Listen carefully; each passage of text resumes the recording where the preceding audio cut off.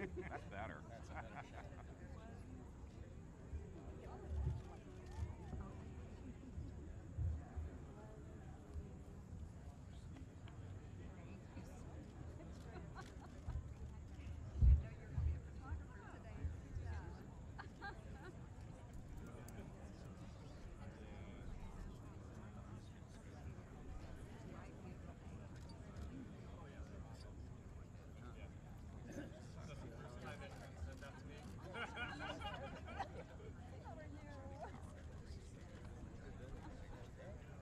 Vice President, how are you?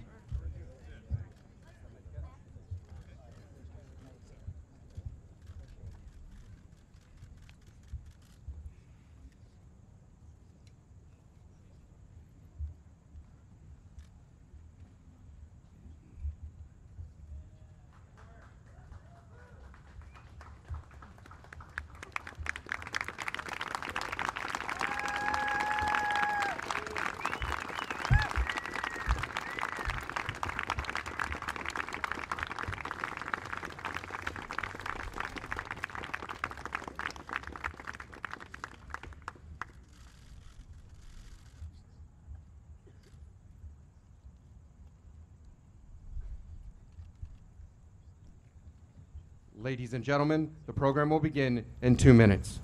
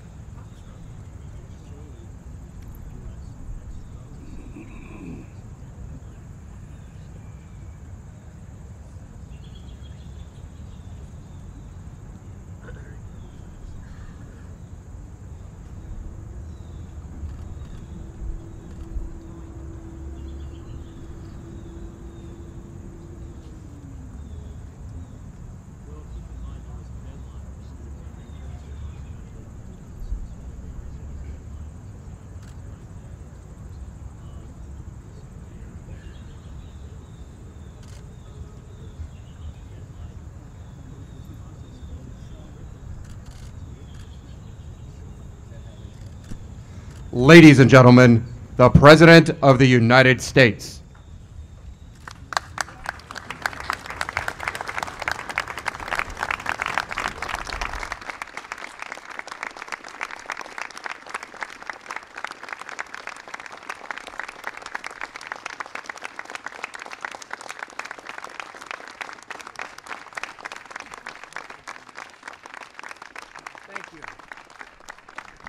Thank you very much.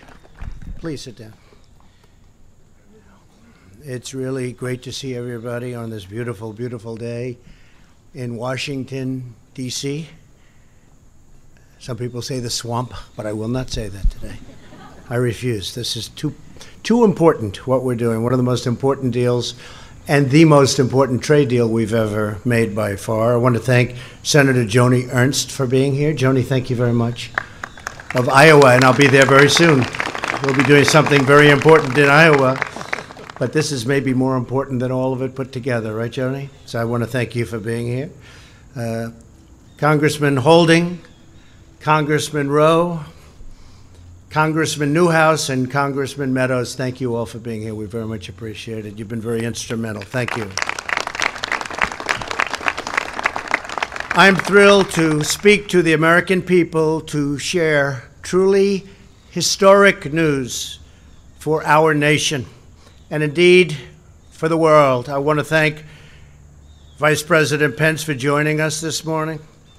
It's my great honor to announce that we have successfully completed negotiations on a brand new deal to terminate and replace NAFTA and the NAFTA trade agreements with an incredible new U.S.-Mexico-Canada agreement called USMCA. It sort of just works. MCA.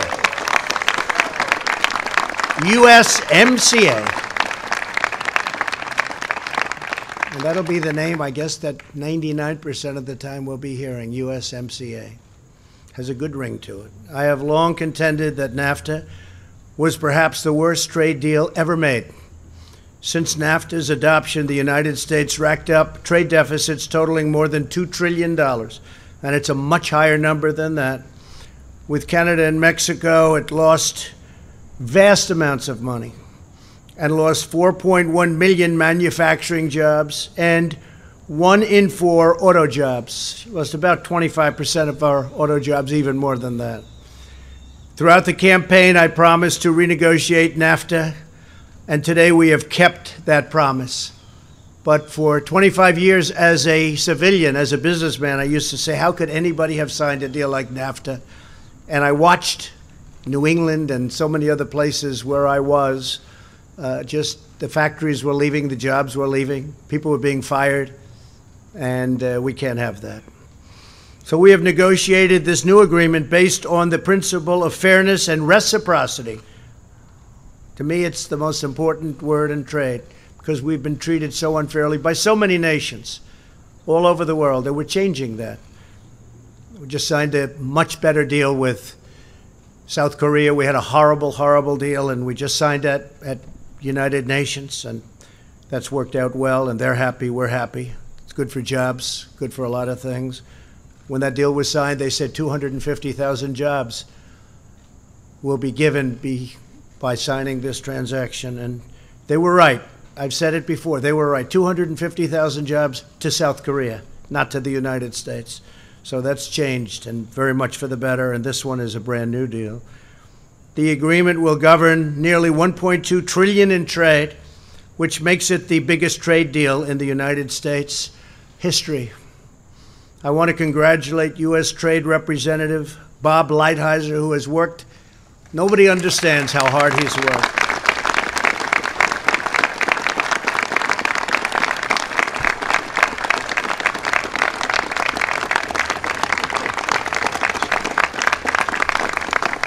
No matter when you called him, he was in the office, or he was in somebody else's office doing the same thing. Bob Lighthizer is great.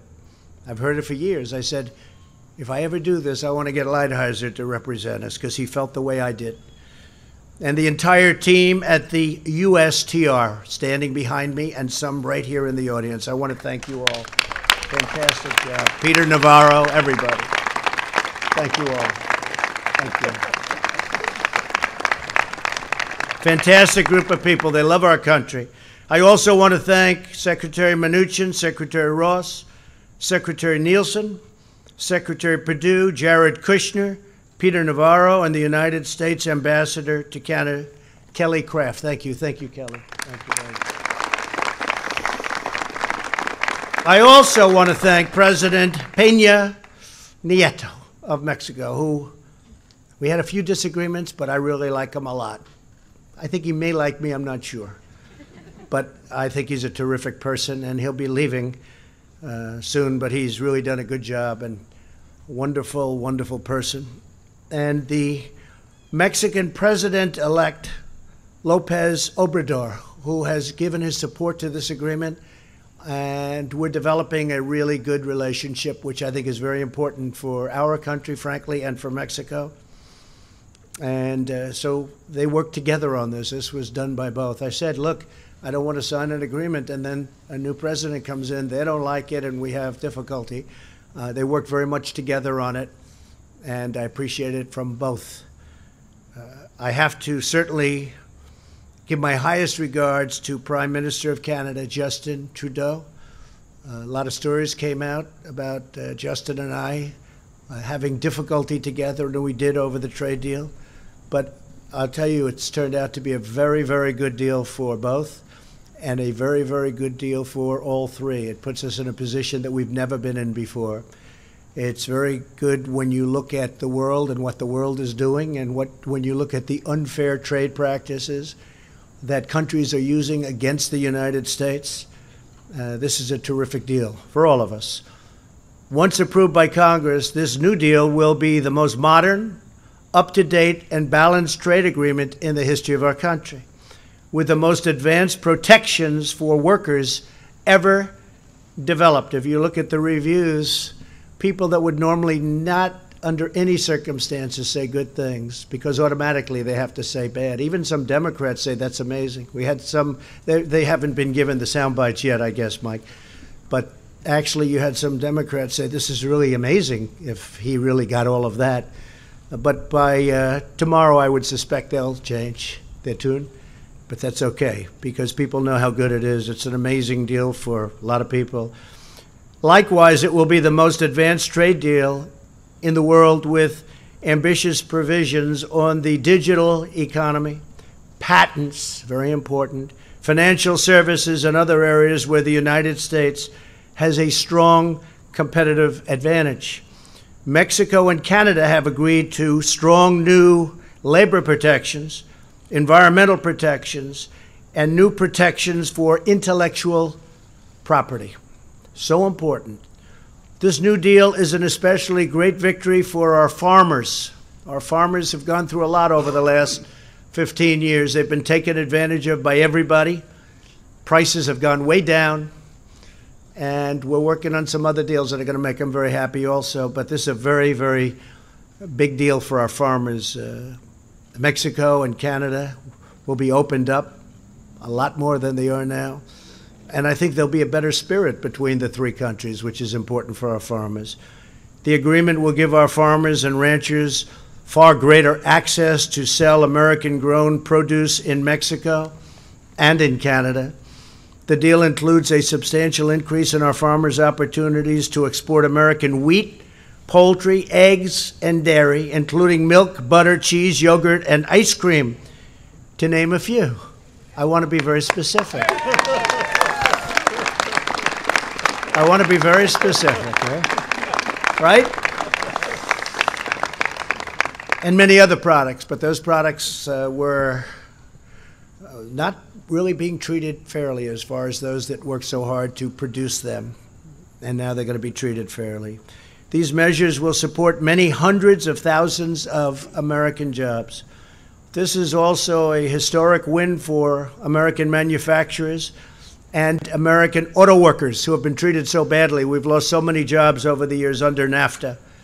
Under the current New Deal, and if you look at the current NAFTA deal, the New Deal is taking care of all of these problems because NAFTA, foreign companies have been allowed to manufacture many of their parts overseas ship them to Mexico and Canada for assembly, and send their foreign-made cars into the United States with no tax.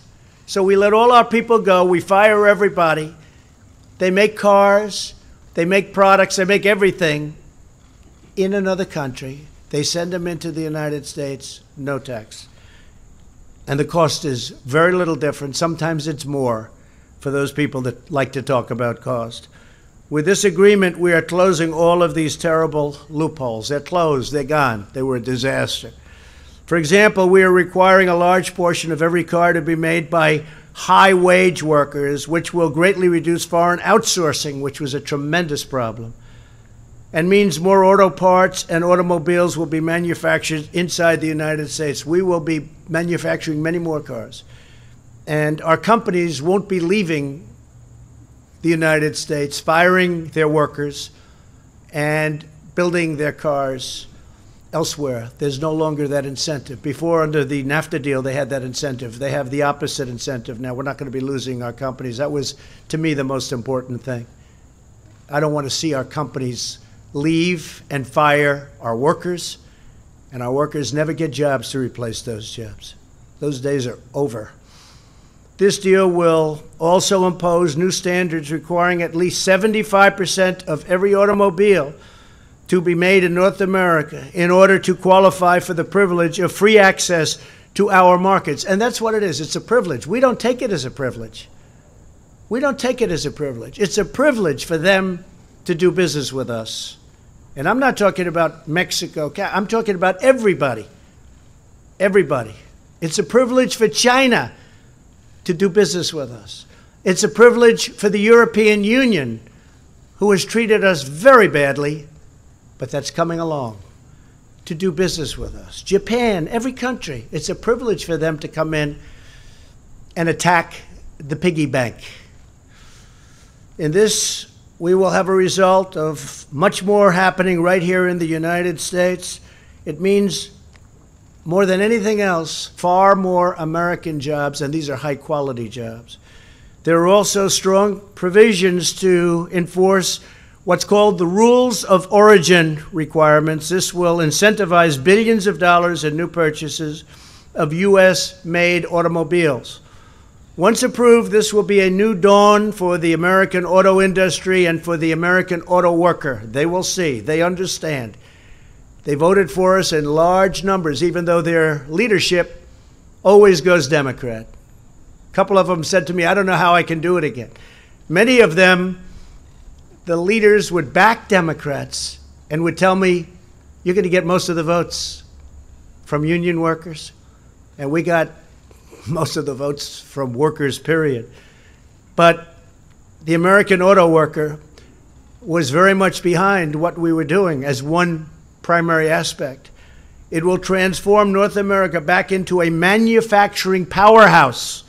If you remember, the previous administration said, we're not going to have manufacturing jobs anymore, essentially. We're not going to make things anymore? No, just the opposite. Going to be a manufacturing powerhouse and allow us to reclaim a supply chain that has been offshored to the world because of unfair trade issues. We also provide brand new intellectual property protections for biologic drugs, which will make North America a haven for medical innovation and development. We want our drugs to be made here. When you talk prescription drugs, we don't like getting them from foreign countries. We don't know what's happening with those drugs, how they're being made. Too important. This landmark agreement will send cash and jobs pouring into the United States and into North America. Good for Canada, good for Mexico. Instead of jobs leaving for overseas, they will be returning back home, and we've already had it. We have many, many car companies. I was with Prime Minister Abe of Japan. He said, we have sent many car companies to the United States over the last year and a half. It's true, and big expansions. And very importantly, he said many more are coming because they have an incentive now to be here. People want to be back in the United States again. As I say, the United States is respected again, but it's also respected as to trade and industry. This is a truly extraordinary agreement for the United States, Canada, and Mexico. President Peña Nieto, it's so important that the president and I have developed this sort of a bond on trade. Peña Nieto, a man that has done a very good job for Mexico in terms of trade, and Prime Minister Trudeau, who I just spoke to both of them a little while ago. They love their countries. They want to do right for their countries, and that's what they've done. And we've really formed, if you look at this agreement, we formed a great partnership with Mexico and with Canada. And I plan to sign the agreement by the end of November. I then will submit it for approval to Congress, where in theory there should be no trouble, but anything you submit to Congress is trouble, no matter what. It's the single greatest agreement ever signed. They'll say, well, you know, Trump likes it, therefore we're not going to approve it, because that would be good for the Republicans, so therefore we can't approve it. But it will be sent to Congress pursuant to the Trade Promotion Authority Act. This agreement follows on the heels of our successful completion of a new and balanced trade deal with South Korea. Tremendous difference in that deal from what it was. It was a disaster, as I said. To improve the old deal that had killed so many jobs. It also follows on our announcement last week of a new trade negotiation with Japan. Japan would never negotiate with the United States. They say, we're not going to negotiate. They told the previous administration, we're not going to negotiate. I said, you don't have to negotiate, but we're going to put a very, very substantial tax on your car if you don't. By the way, without tariffs, we wouldn't be talking about a deal. Just for those babies out there that keep talking about tariffs. That includes Congress. Oh, please don't charge tariffs. Without tariffs, we wouldn't be standing here. I can tell you Bob and all of these folks would not be standing here right now. And we're totally prepared to do that if they don't negotiate. But Japan is wanting to negotiate. Actually, they called about 3 weeks ago, and he's a terrific man, just had a tremendous victory. And they said, we'd like to start negotiations immediately. India, which is the tariff king, they called us and they say, we want to start negotiations immediately. When Bob Lighthizer said, what happened? He would never do this. They said, no, we want to keep your president happy. Isn't that nice? Isn't that nice? It's true. They have to keep us happy because they understand that we're wise to what's been happening. India charges tariffs of 100%. And then if we want to put a tariff of 25% on, people will call from Congress. But that's not free trade. And I'd look back to people and say, where do these people come from? Where do they come from? So because of the power of tariffs and the power that we have with tariffs, we, in many cases, won't even have to use them. That's how powerful they are and how good they are. But in many cases, we're not going to have to use them. And in many cases, countries that are charging massive tariffs are eliminating those tariffs. As you know, we have $250 billion at 25% interest with China right now, and we could go $267 billion more. And China wants to talk very badly. And I said, frankly, it's too early to talk. Can't talk now because they're not ready, because they've been ripping us for so many years. It doesn't happen that quickly. And if politically people force it too quickly, you're not going to make the right deal for our workers and for our country. But China wants to talk, and we want to talk to them. And we want them to help us with North Korea. We want them to continue to help us with North Korea. That's very important. The European Union, it's been very tough on the United States. Last year and for many years, they've lost in the vicinity of $150 billion a year. They have massive trade barriers. And they didn't want to come. They didn't want to talk. Jean-Claude, great business person, head of the European Union. Jean-Claude, my friend. I'd say, Jean-Claude, we want to make a deal. He goes, no, no, no, we are very happy. I said, you may be happy, but I'm not happy because we have one of the worst deals of any group. We have one of the worst deals with the European Union. And they just didn't want to come because they were happy with the deal. I said, but we're not happy with the deal. And finally, after going through a whole process, I said, look, we're just going to put a tax of 20% on all of the millions of Mercedes and BMWs. All of the cars, the millions and millions of cars that they sell here that they won't take over there. Farm product that they won't take over there because there are barriers. You can't sell. You're not allowed to. Our farmers aren't allowed to sell over there many of their products, much of their products, most of them. And so I announced that we're going to put a 20% tariff, could be 25, on their cars coming in. And they immediately called and said, we'd like to start negotiations. And we're having a successful negotiation. We'll see what happens. Who knows? I always say, who knows? But we'll see. I have a feeling we'll be successful. A pillar of national security is economic security and trade.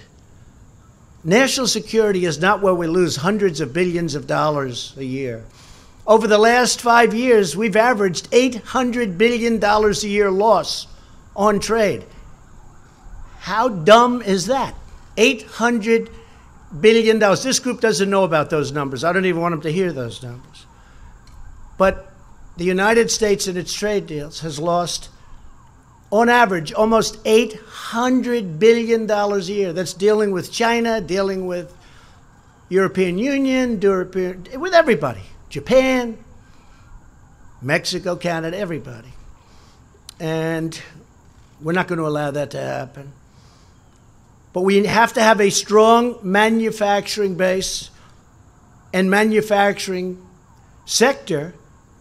We need a thriving economy. Those are all really essential ingredients to national security. We can't allow what's been happening over the last 25 years to happen. We're building our military like never before. It will be the strongest it ever was. And all of those jets that are made, and rockets and missiles and ships, they're all being made in the United States, jobs. Our economy is booming like never before. Jobless claims are at a 50-year low. The stock market is at an all-time high. Think of that. Over 50% since my election. 50%. People, the 401ks, and they have 401ks, and they were dying with them for years. Now they're so happy. I was telling the story I often tell of a policeman in New York came up. His wife was always very upset with him as an investor because he wasn't doing well with the 401ks. Now she thinks he's a genius because the numbers are so crazy. But we're up over 50% since the election.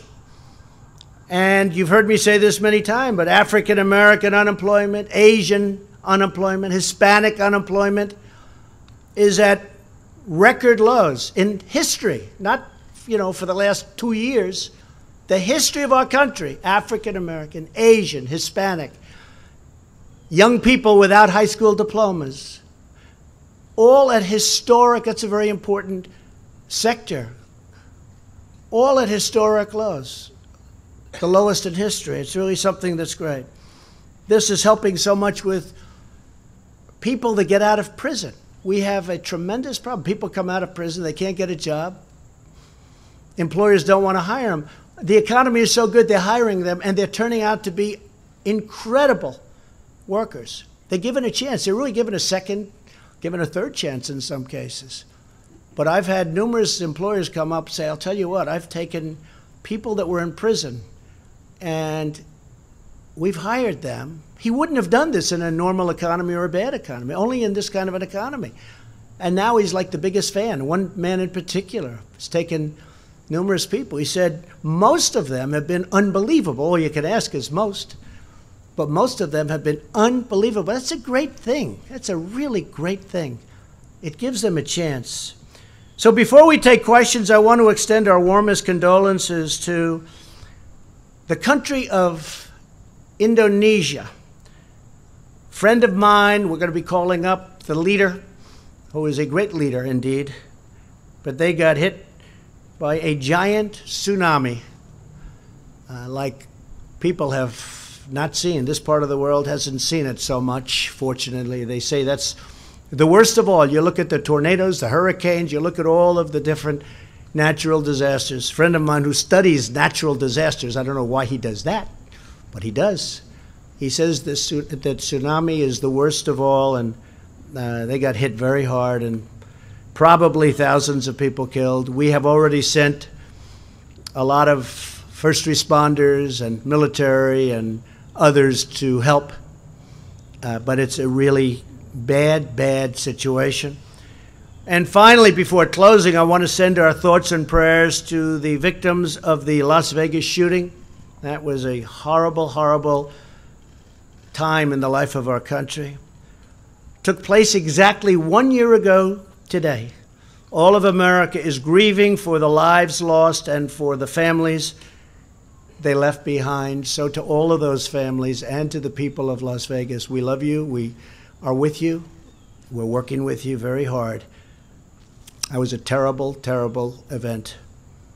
So thank you very much for that. I want to ask Bob Lighthizer, who is just a terrific individual as well as a man that knows a lot about this subject, to come up and say a word about the USMCA, the new agreement. And if you have any questions, we'll take some questions after that. Please, Bob.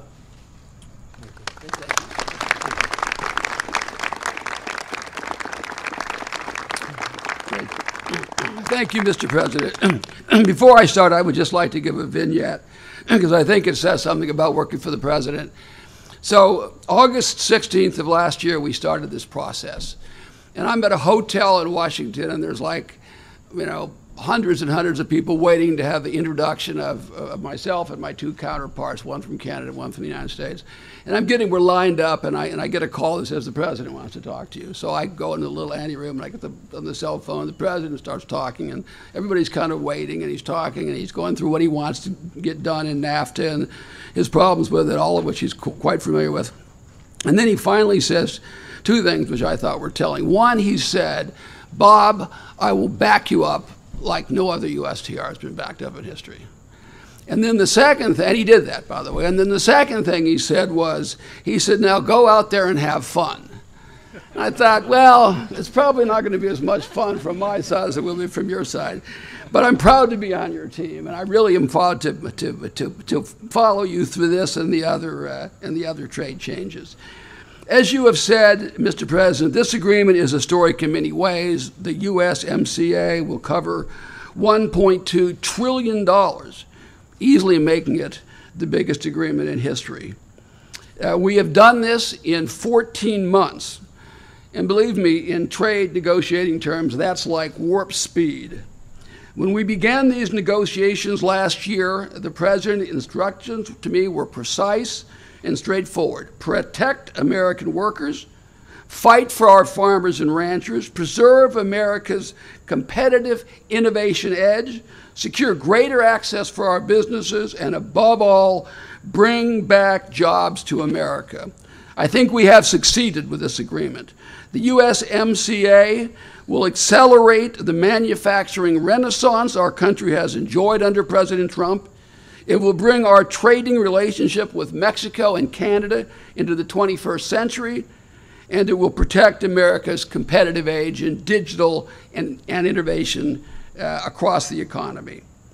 The new agreement will also serve as a template for our trade agreements under the Trump administration in the future.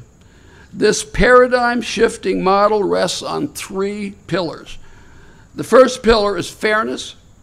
We have negotiated stronger rules of origin for automobiles, which will bring billions of dollars of manufacturing back to America. We have secured greater market access for our farmers and ranchers. We've agreed to unprecedented labor standards that will help level the playing field for our workers.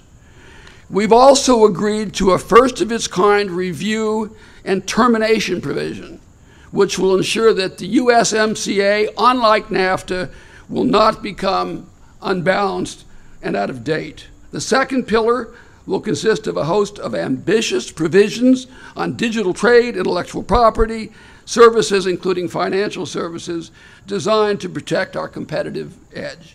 The third pillar consists of new provisions designed to eliminate unfair trade practices, including strong new disciplines on state-owned enterprises, on currency manipulation, relations with non-market economies, and much, much more. We wouldn't be here today if it were not for several people who contributed so much to this endeavor. First, the President's key advisor and my good friend, Jared Kushner, was my partner in leading the U.S. negotiating team. I've said before, and I'll say again, this agreement would not have happened if it wasn't for Jared. So thank you very much. I'd like to thank my counterparts, Secretary Guajardo and Minister Freeland, as well as other Mexican and Canadian government officials, including Secretary Vidagrey, Ambassador Seade, Jerry Butts, and Katie Telford of Canada, and so many more. I'd also like to thank the wonderful staff at USTR, many of whom are on here. I like to think of us a little bit like we were the Marine Corps, and so I like the name particularly of this agreement. USTR is about 250 people, and they're all devoted, and they're all exceptional, and they all work round the clock. Many of the people you're looking at spent more than one night in the office over the course of the last few weeks. And they have enormous ability, and this president has unleashed them. Finally, I would like to thank President Trump. Your leadership, vision, and grit made this agreement possible. No other person could have done it. Millions of Americans will benefit for years to come because of this vision and probably even more important, this grit. Thank you, sir. Thank you very much. Thank you very much. Thank you very much, Bob. Thank you very much. Some questions? Yes, Steve? Question? Thank you, sir. You've had tensions with Prime Minister Trudeau. Yes. How did that affect your ability to get this deal done? I don't think it did. He's a professional. I'm a professional. We had very strong tensions. It was just an unfair deal, whether it was Mexico or Canada, and now it's a fair deal for everybody. It's a much different deal. It's a brand new deal. It's not NAFTA redone. It's a brand new deal. I just spoke with him. We have a great relationship, and we're going to work as a partner. Don't forget, the rest of the world is looking to take advantage of us, and as a region, you might say. And we're going to work very closely together with Canada and with Mexico because we'll be able to compete with anybody. We have things that nobody else has. We have energy that nobody else has. We have timber that nobody else has. We have things that no other part of the world has to the extent that we have. So we're going to do very well together. I think we have. There was a lot of tension, I will say, between he and I think more specifically, and it's all worked out. You know when it ended? About 12 o'clock last night. And you mentioned the... But he's a good man. He's done a good job, and he loves the people of Canada. You mentioned the $267 billion and possible more tariffs on China. What does China need to do to avoid that? Well, we'll see what happens with China. We have lost $375 billion in trade deficits. They have a surplus of $375 billion with a B with the United States. And it's been that way for years and years and years. I always say we rebuilt China. They took that money and they built fighter jets and they built bridges. They built more bridges than we built in the last 100 years probably, big ones, like the George Washington Bridge, like big bridges. And I'm not going to take, look, I don't blame China. I blame our leadership. They should have never let that happen. And I told that to President Xi. I said, I was making a speech in China, and I was really hitting China hard. And I'm in China. I don't know if that's a good thing to do. But I looked at it and I said, but I don't really blame you. I blame our leadership for allowing this to happen. He knew exactly what I meant. We had no deal with China. I asked one of the top people in China, a representative at the highest level, came to the Oval Office. I said, let me ask you, how did this ever happen? He's a pro, so he understands. He doesn't have to be cute. He said, nobody ever did anything from the United States. When we put on a 25% tariff on every car that comes from the United States into China, we thought we would be rebuked. We thought it would be terrible. Nobody ever called. Nobody did anything. That was years ago. And we charged them nothing, 2.5%, but we don't collect it. We do now, by the way, but we don't collect the 2.5%.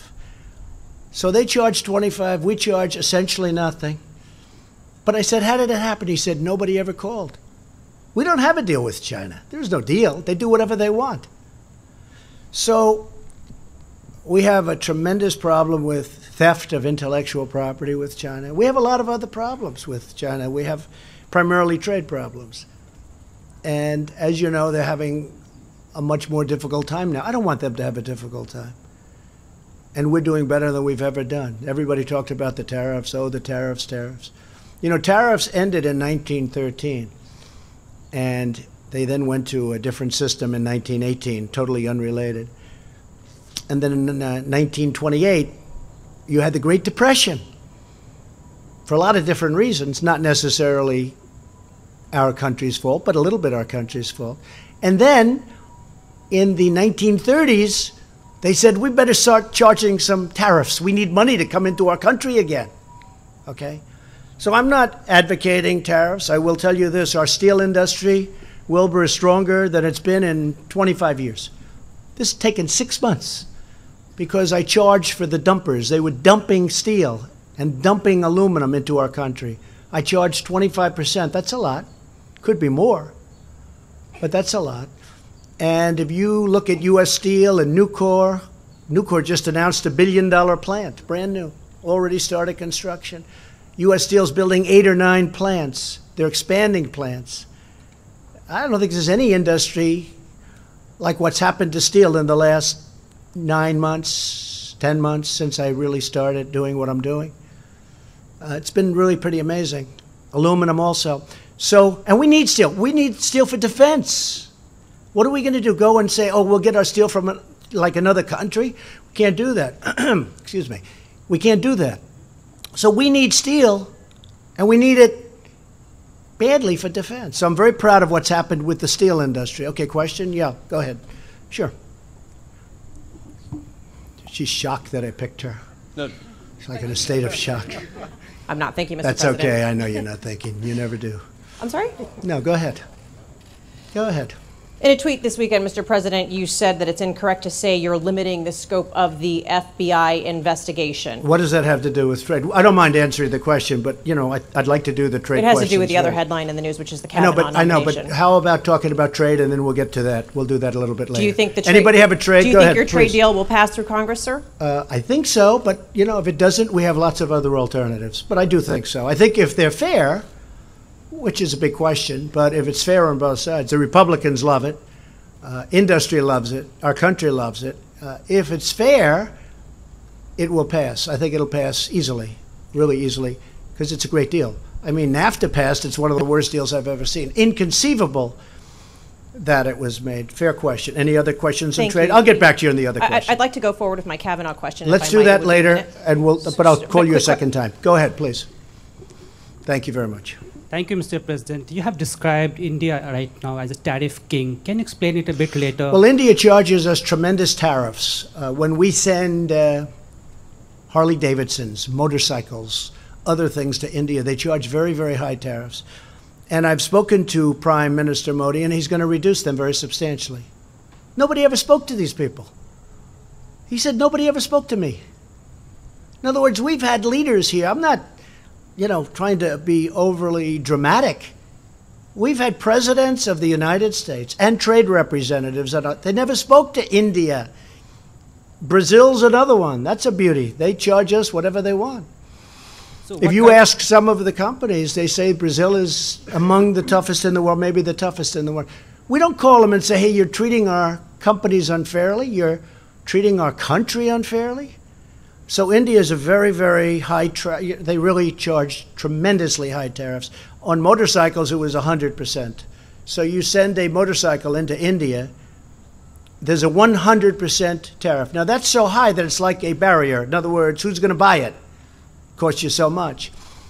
Now they've already reduced that substantially, but it's still too high.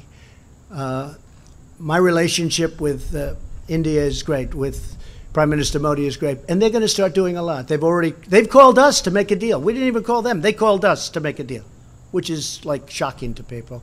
Yes, sir, go ahead. Yes. Well, there we go. I do have a second question on the Kavanaugh thing, when you get back to it, if you take that. Let's go. But You'll take that now? No, no. Okay. Well, the question I First have do trade. on trade, the question I have on trade, does this mean the end of tariffs, if you could spell that out No. to Canada? No. It So means, do you think it it'll means, pass? No, no. The steel is staying where it is, and aluminum. But it means we probably, for the most part, won't be having to use tariffs unless we're unable to make a deal with a country. For instance, if we can't make a deal with the European Union, we will respectfully put tariffs on the cars. The United States will take in billions and billions of dollars into its coffers. Isn't that nice? Because you don't hear that. 'Cause it Only from doesn't Carl take in- Sagan. Okay, yes, Sagan. But it'll take in billions and billions of dollars. But really what's going to happen is they'll make the cars in the United States. This way they don't have to pay the 25 or the 20% tax. And could you spell So I don't out- think you're going to have to use the tariffs too often, but there will be cases where you have countries that are just absolutely not willing to do what's fair and reciprocal, and in that case, they'll pay tariffs. And you know what? The United States will do very well. Either way, we do very well. So do you think it'll pass in Canada, Mexico, and more importantly, I don't know. here I in the mean, United States? I can't tell you. All I know is we made a deal. The highly respected presidents, and in the case of Canada, the Prime Minister, are satisfied with the deal. It's good for Canada, good for Mexico. It's good for all three. This is a deal. I'm not touting it. This is good for all three.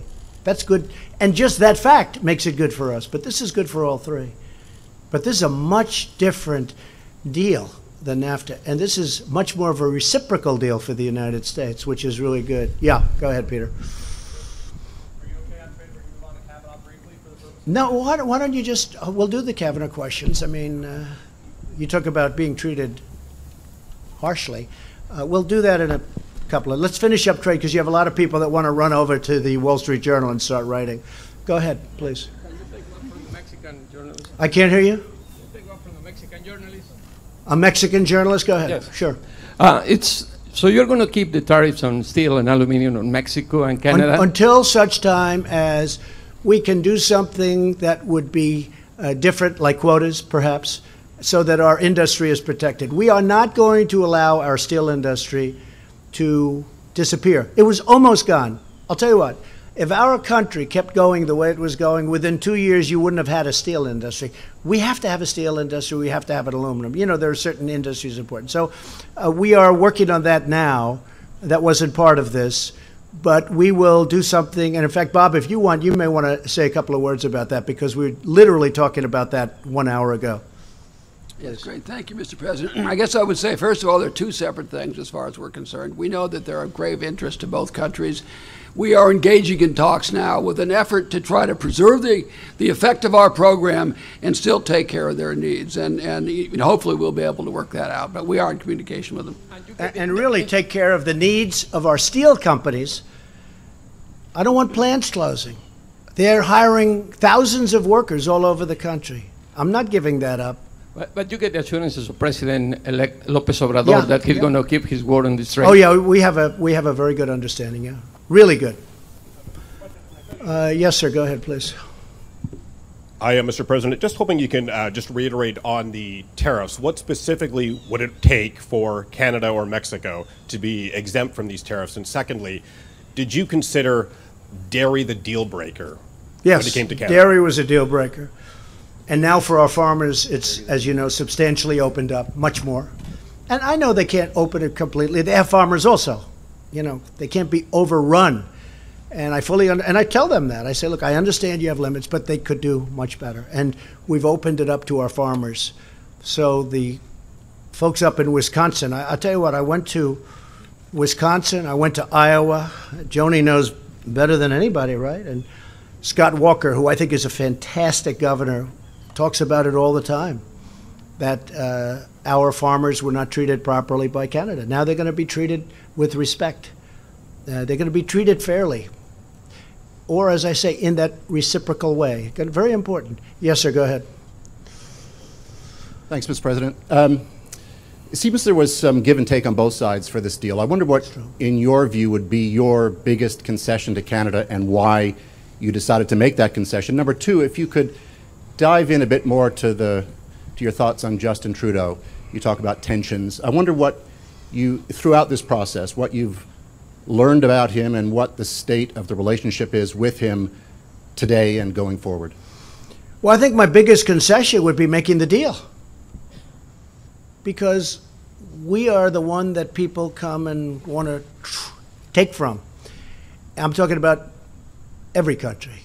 And that gives us a tremendous advantage in negotiating that we never used before with past administration. We never used it. Every deal we have is a loser. Every deal, you could look at almost every country in the world, almost every country. We have trade deficits. We lose with everybody.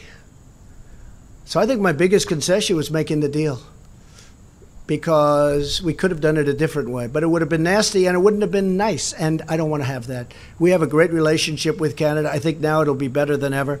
The only problem with Justin is he loves his people, and he's, fighting hard for his people.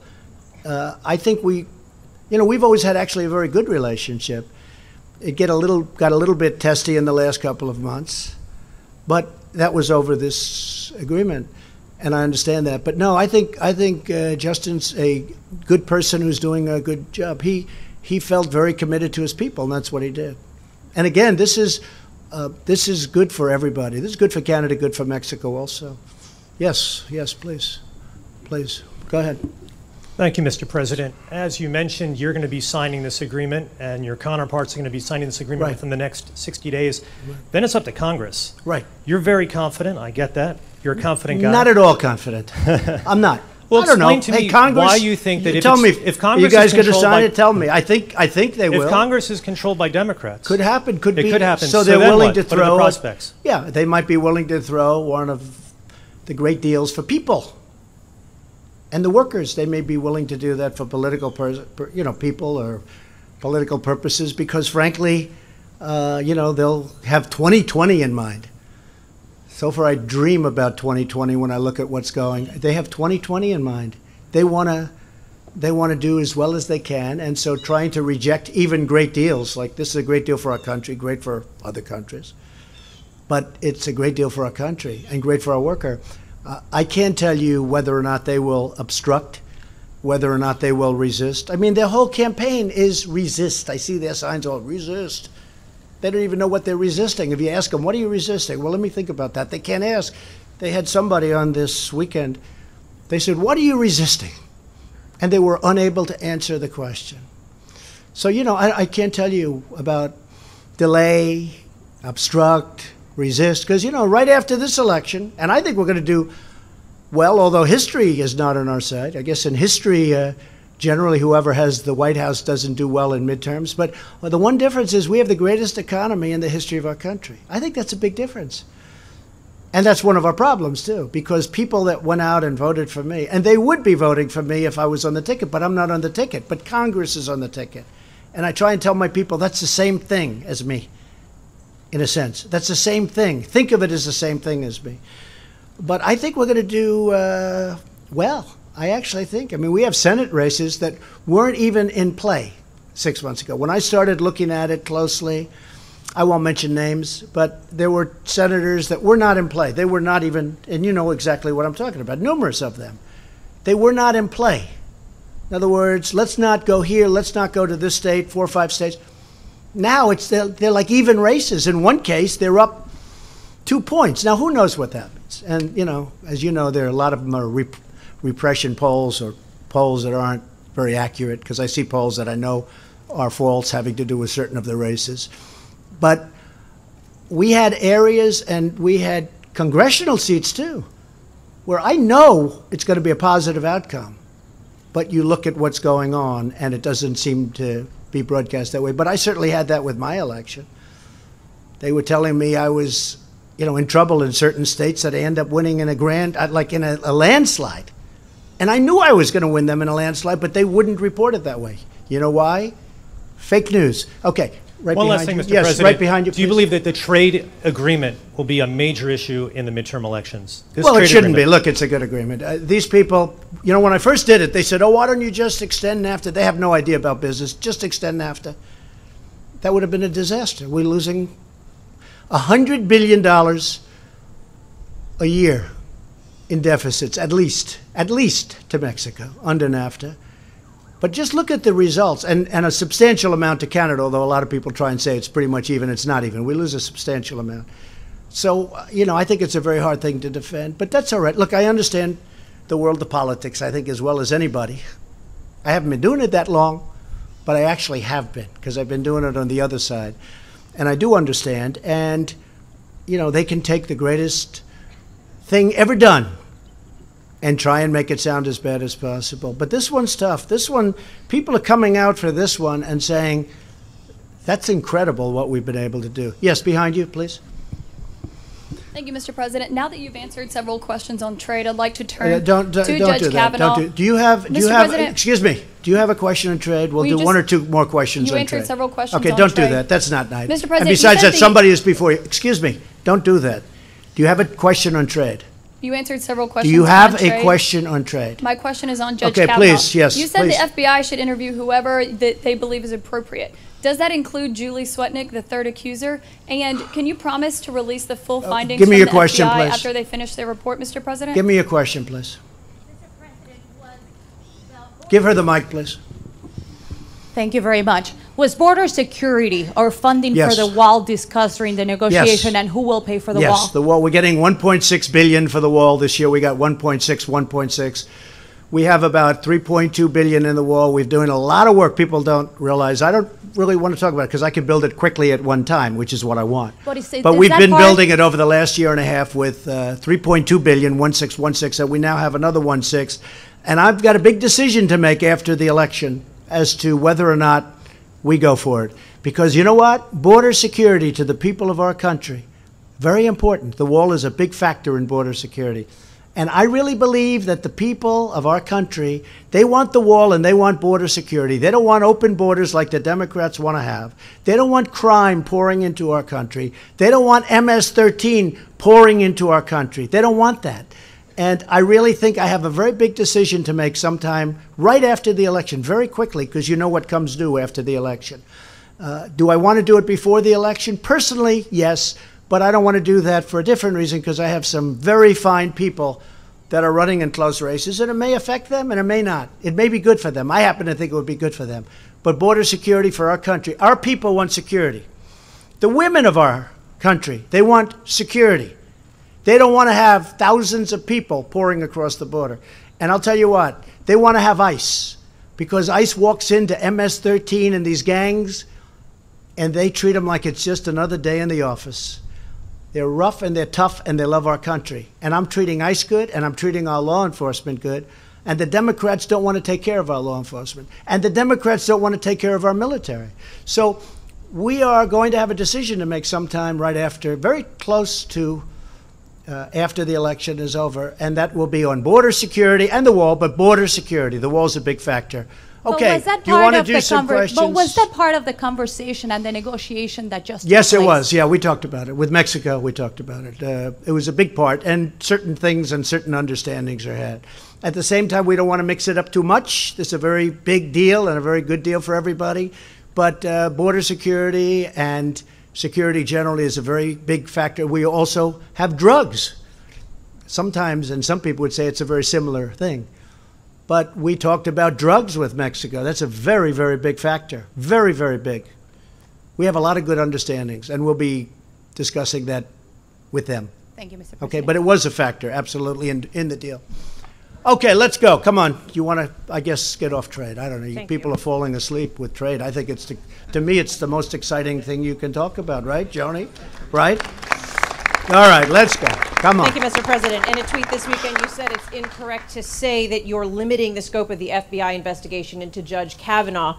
But your own statement on Friday made it very clear. You said this investigation must be limited in scope. So which is it? Well, no, I didn't say anything on Friday. What I said is, let the Senate decide whatever they want to do is okay with me. And also the FBI. I think the FBI should do what they have to do to get to the answer. At the same time, just so we all understand, this is our 7th investigation of a man who has really, you know, you look at his life until this happened, what a change he's gone through, what his family's gone through, the trauma for a man that's never had any accusation, he's never had a bad statement about him. He's led, I mean, I think he was #1 in his class at Yale. He was #1 in his law school at Yale. And then what he's gone through over the last 3 weeks is incredible. So I want the FBI, this is now their 7th investigation. So it's not like they're, just starting. I want them to do a very comprehensive investigation, whatever that means according to the senators and the Republicans and the Republican majority. I want them to do that. I want it to be comprehensive. I actually think it's a good thing for Judge Kavanaugh. I think it's actually a good thing, not a bad thing. I think it's a good thing. Now, with that being said, I'd like it to go quickly. And the reason I'd like it to go quickly, very simple. It's so simple.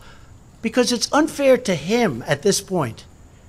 What his wife is going through, what his beautiful children are going through is not describable. It's not describable. It's not fair. I think it's fair to do it to me because, I've been going from day one. I've been from long before I got to office. You've been doing it. It's almost became, I think for me, it's like a part of my job description to handle this crap. But as far as this is a man that this is not from his world. And you know what? If they're not going to want him, and I think that would be a shame, I'm with him all the way. I mean, a charge made or said to have occurred 36 years ago, and nothing happened since. And look, I feel badly for all parties. I feel badly for everybody. I feel badly for our country. This is so bad for our country. But I will tell you, I watched those senators on the Democrat side, and I thought it was a disgrace, and partially because I know them. I know them too well. And you know what? They are not angels. Are you saying your White House has put no limitations on? No, my White House is doing whatever the senators want. No. Who they should interview. You don't understand what I'm saying. You do understand. You just don't want to report it that way. Just so you understand, my White House will do whatever the senators want. I'm open to whatever they want. The one thing I want is speed. Now, they started, I believe, on Friday. Could have even been a little bit earlier than that, but they started. They have worked round the clock on Saturday, Sunday. They're working right now. I mean, they're covering a lot of territory. This is the 7th investigation of Judge Kavanaugh, number 7. This isn't number 1. They started on Friday. They worked all weekend. They've gone late into the evenings. The FBI is really working hard, and they're putting in a lot of hours. So hopefully they can come up with what everybody's looking for. But no, I'm guided by the Senate. I want to make the Senate happy because ultimately they're making the judgment. I'm not making the judgment. I've already made my judgment. The Senate is making a judgment on Judge Kavanaugh. That's a very important thing to do. Yes, go ahead, Peter. Go ahead. Just for clarity, so that it's clear. In fact, it's up to you to instruct the FBI what to do. It is up to me. It is up to me. But I'm instructing them as per what I feel the Senate wants. The Senate's making this decision, and I'm instructing them as per what the Senate is looking for. Just for clarity, will you instruct the White House counsel, Don McGahn, to give the FBI free rein to interview whomever they feel is necessary? Well, I have so instructed him, and I did it again over the weekend because I see the press was, I don't want to use the word in this case, misleading. It's a much more complex subject than anybody would understand and than most people understand. But essentially, I have done that. But I did also say within the bounds of what the Senate wants. We don't want to go on to use an expression often used by me, we don't want to go on a witch hunt, do we? So just to be clear, should the FBI interview all 3 of Brett Kavanaugh's accusers? It wouldn't bother me at all. Now, it depends. I don't know all 3 of the accusers. All 3. Certainly, I imagine they're going to interview 2. The third one I don't know much about, but it wouldn't bother me at all. I mean, I've been heard that the third one has, I have no idea if this is true, has very little credibility. If there is any credibility, interview the third one. But I want to interview, I want it to be done quickly because it's unfair to the family and to the judge. It's unfair. It's so unfair to his kids and his wife. How about for the accusers? Has this process been fair to them? Well, certainly we gave the doctor a tremendous time, which is great. She spoke well, but, you know, there are some questions that haven't been answered, like what year was it? What day was it? Where was it? Do you know the location? Do you know the house? A lot of different things. People are saying, well, you know, what's going on? With all of that, you cannot say that we've done anything but be respectful. And I do, and I respect her position very much. I respect her position very much. I believe, and again, this is Republican senators and this is the Senate, I believe they've been very respectful to the doctor, Dr. Ford. Isn't that why the FBI should interview all of them to exonerate Brett Kavanaugh? Yeah, Peter, I think the FBI should interview anybody that they want within reason. But you have to say within reason. They should interview, but they should also be guided, and I'm being guided, by what the senators are looking for, because they have to make the choice. Go ahead, now you can go. Should Brett Kavanaugh be interviewed by the FBI? I think so. I think it's fine if they do. I don't know. That's up to them. I think that he spoke very conclusively and very well. I think it's been a very rough period of time. I guarantee he's never had a period of time like this. When he was chosen, everybody said, oh, this is going to go so quickly. Look, people thought 10 years ago that Brett Kavanaugh was going to be a Supreme Court justice because of his intellect, because of his career, because of the fact that there are no games. You know, now they talk about alcohol. They talk about all of the things that you hear. And frankly, you take a look at, they're bringing up subjects. We would know about this over the last 20 years, 30 years of his career. You know, what happened? They're going back to high school, and they're saying he drank a lot one evening in high school. You know, I tell you what, I happen to know some United States senators. One who is on the other side, who's pretty aggressive. I've seen that person in very bad situations. Okay? I've seen that person in very, very bad situations, somewhat compromising. And, you know, I think it's very unfair to bring up things like this. However, whatever the senators want is okay with me. They're going to be making a decision. Whatever they want is okay with me. Go ahead. That's enough, Peter. Go, please. Say it. You said this crap when you referred to I've been dealing with this crap for years. What did you mean? Oh, I think the press has treated me unbelievably unfairly. In fact, when I won, I said, the good thing is now the press finally gets it. Now they'll finally treat me fairly. They got worse. They're worse now than ever. They're loco, but that's okay. I put up with it. Go ahead. I use that word because of the fact that we made a deal with Mexico. So, no, please sit down. Thank you, Mr. President, for coming back to me. You're going to be next. You're going to be next. I didn't know. I thought you were talking. Go ahead. I have two questions about Judge Kavanaugh. First, there are now concerns that he may have lied or mischaracterized his drinking while testifying. If they find that he did, do you think that bars him from being your Supreme Court nominee? Well, I watched him. I was surprised at how vocal he was about the fact that he likes beer. And he's had a little bit of difficulty. I mean, he talked about things that happened when he drank. I mean, this is not a man that said that alcohol was that he was perfect with respect to alcohol. No, I thought he was actually, going back so many years, I thought he was excellent. The interesting thing is, though, nobody asked him about what's happened in the last 25, 30 years during his professional career, because there were no bad reports. I mean, there are bad reports on everybody in here. Most of the people sitting down there are bad, except for Mike Pence, by the way. And if we find one on him, then I think that'll be the greatest shock of all time. No, there are bad reports on everybody. I'm looking at people. Look at some of these people asking the questions, okay? Look at Blumenthal. He lied about Vietnam. He didn't just say, hey, I went to Vietnam. No. For 15 years, he said he was a war hero. He fought in Da Nang province. We call him Da Nang Richard. Da Nang, that's his nickname, Da Nang. He never went to Vietnam. And he's up there saying, we need honesty and we need integrity. This guy lied when he was the Attorney General of Connecticut. He lied. I don't mean a little bit. And then when he got out, he actually dropped out of the race and he won anyway because Democrats always win in Connecticut. He won very close, probably the closest ever. But here's a guy lied, and now he's up there talking like he's holier than thou. You know what? Take a look at his record.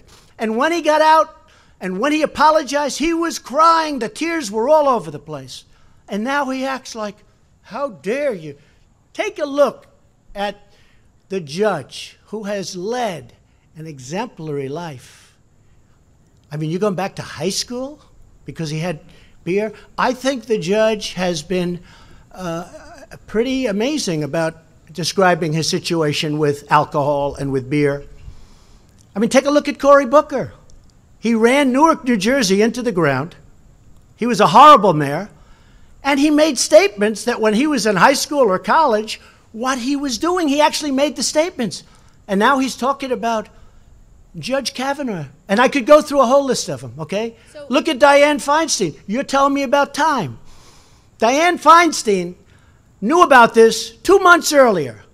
If she wanted a really thorough investigation, we had all the time in the world. She didn't have to wait till after the hearing was closed, essentially. She should have said, listen, I have a problem. I have this report. I'd like the FBI to look at it while we're doing the hearings. We had 2 months. No, she didn't do that. She waited till we were closed. And then she probably leaked it, but, you know, who am I to say? But she probably leaked it based on her very bad body language the other day. But more importantly, in a sense, for her to have waited that period of time, and now for you Democrats, and I guess I'm including you too, the media, right? I consider you a part of the Democrat Party.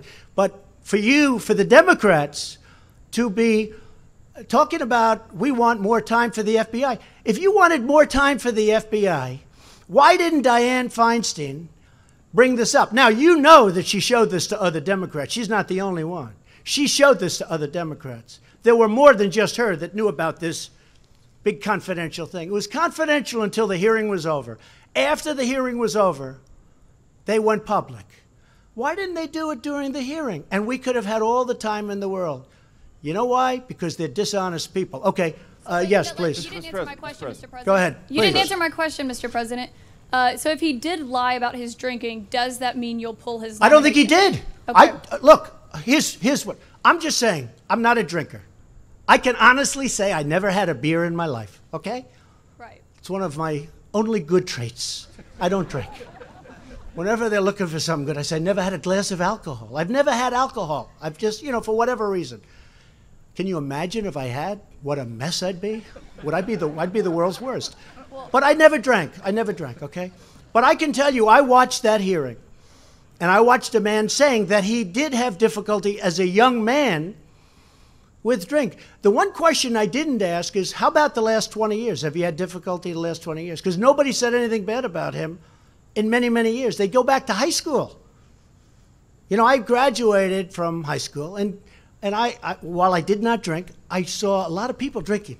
They'd drink beer, and they'd go crazy, and, you know, they were in high school. They were 16, 17 years old, and I saw a lot of it. Does that mean that they can't do something that they want to do with their life? So it's a very tough thing. I really believe that he was very strong on the fact that he drank a lot, and so I don't know where there'd be big discrepancy. Okay, so yes, go ahead, please. Just to wrap please. up, can you promise you know to what? You've really had the enough. FBI's report? Hey, you've had enough. Go ahead, please. Thanks, Mr. President. Judge Kavanaugh said he was being targeted by Democrats. Has he made the process overly political?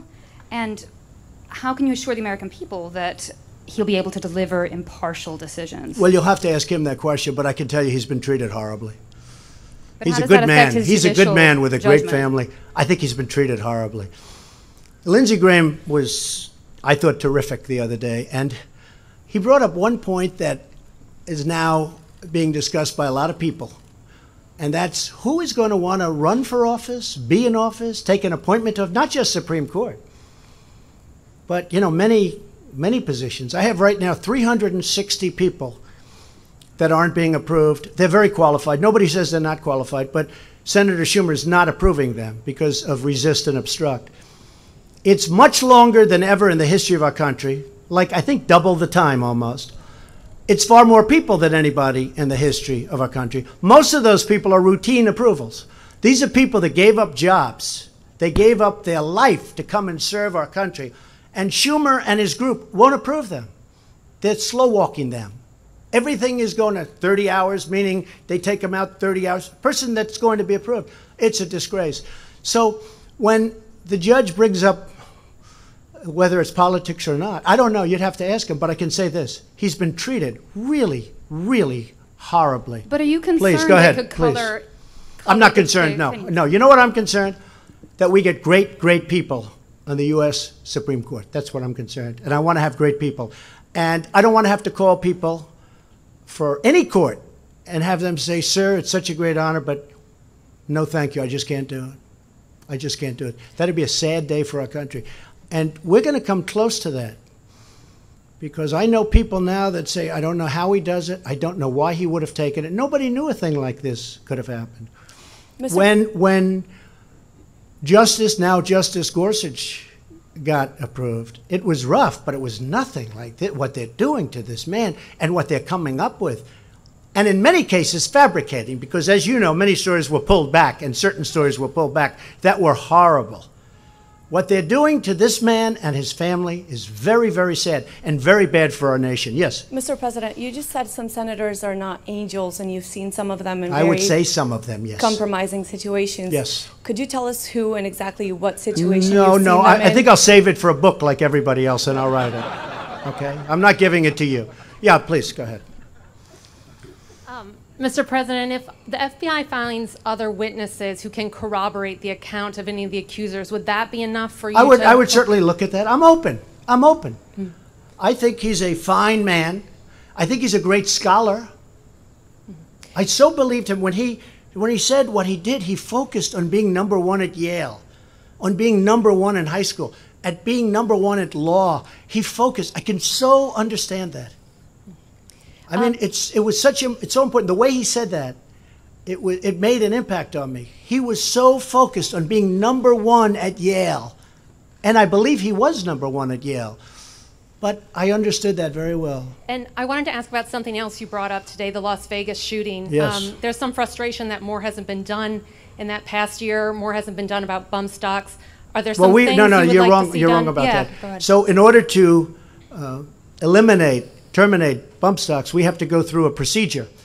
We are now at the final stages of that procedure. In fact, the lawyers were just telling me, and over the next couple of weeks, I'll be able to write it out. But you can't just write it out because rules and regulations in this country are really tough, even for something like that. So we're knocking out bump stocks. I've told the NRA, I've told it, bump stocks are gone. But to do it, you have to go to public hearings, which we've had. You have to go through all sorts of regulatory control systems. And we are in the final couple of weeks, and is our attorney around someplace, please?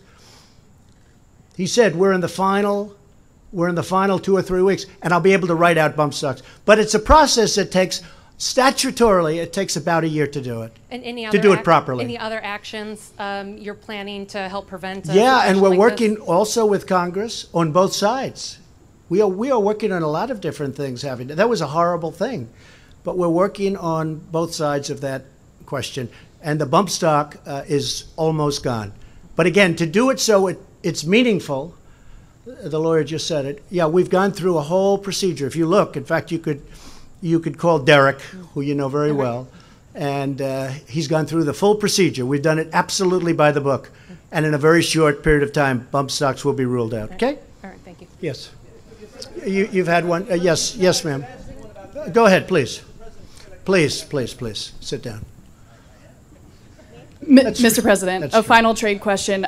Since steel and aluminum tariffs won't be coming down from Canada and Mexico, can you talk about whether there was discussion of ending those retaliatory tariffs against U.S. Well, they're not farmers and ranchers? retaliatory. They're really trying to get some really bad things from happening. They were dumping in our country.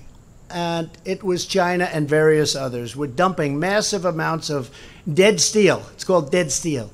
It's also imperfect steel. Inside that steel was a lot of bad things that make for a weaker steel. So when we're building bridges and you have mud steel or you have other quantities of other material in that steel, that's a very bad thing. It's very unsafe. So it's not just economic. It's, you know, the miners have been very thankful for what I've done. You saw that the other night in West Virginia. And we have metallurgic coal and other materials. We have mines that are opening up now to get that incredible stuff. This is used not for heating and cooling. This is used in electric. This is used to make steel. And those mines are now opening up, and we're making steel. And the price is going to end up being less because we don't have the shipping problems when you ship it from places so far away. You'll see. We'll have hundreds of new plants opened up in our country, and they'll be competing against each other. And outsiders won't be able to compete. Just so you understand what was going to happen, they were going to knock out every steel plant we had. And then they were going to double and triple the price, and we couldn't have done anything about it. It's a very dangerous thing. And we've employed a lot of people, and billions of dollars is now flowing into our treasury. Okay, yeah, in the back, please. Please. Staying here on trade, the stock market has liked the announcement today. When we walked in here, the Dow was up 250 points or so. There are some who are worried that because of the threat of future tariffs, it could potentially stifle an economy that is hot, a stock market that is hot, but yet today you have once again said, hey, as it relates to China, more tariffs could be coming down the line. Are you worried that potentially you are somewhat suppressing this economy from running further? No, I'm using them to negotiate, and hopefully we can make a great deal with China, a fair deal, and a reciprocal deal, but a great deal and a fair deal. We have a lot of catching up to do with China. You know, when they drain us for $500 billion a year, which is probably the real number, and that's not including the theft of intellectual property and other things. And a lot of people say it's hard to value, but a lot of people say that could be $300 billion a year. That's a tremendous. You just can't let that happen. No, we're using tariffs very successfully to negotiate, and if we're unable to make a fair deal, then we'll use tariffs. But Mexico, and if you look at Mexico and Canada, they're way beyond that. We have a deal that really works. And the nice part about the deal we make with them is it's not a specific product, it's a product all across the line, whether it's dairy or, just a lot of products. You see the list of products. There are many, many products, and they're all included. So it's across the board. Mr. President, with China, one more on trade, if you don't mind. Go ahead. Mr. President, if the FBI does find something and Brett Kavanaugh falls, is there a plan B? I don't want to talk about plan B because I hope that he gets approved. I hope that the report comes out like it should, like I really think it should. I think it will. I hope. But look, I'm waiting just like you. Certainly, if they find something, I'm going to take that into consideration. Absolutely. I have a very open mind. The person that takes that position is going to be there for a long time. I have a very open mind. I just think he's an outstanding person. I think he has been treated horribly. Even if you were going to bring up some of the subjects that were brought up, they didn't have to treat him so viciously and so violently as they've treated him. Can I just ask on trade? Thank you all very much. Thank you. Thank you very much, everybody.